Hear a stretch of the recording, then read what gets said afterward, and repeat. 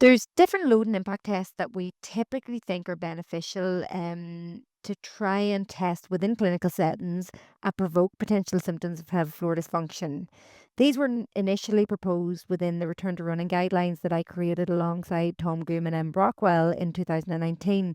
And at that stage, there was such a paucity of research looking at female specific considerations such as pelvic floor dysfunction and particularly the perinatal population that we were extrapolating from wider sports medicine texts and reports. Um, but not much has changed since then to really challenge what we put out there, and clinicians tend to find them quite meaningful and clinically applicable. So they can be quite common sense activities to do.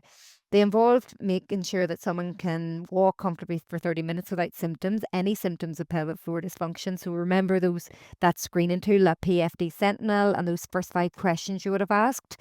You can carry out the load and impact test and ask those questions again to see if any symptoms are provoked.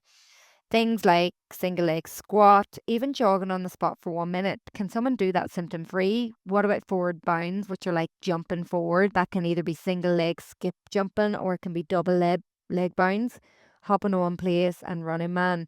Now, we in more recently carried out at Delphi under the lead of Dr. Chevelli Christopher and colleagues, and we asked and proposed what tests people think are useful for screening tools, and the consensus achieved reinforced the use of these tests proposed by the running guidelines. So for now, they seem to be relevant as we gather more information and research that may change over time.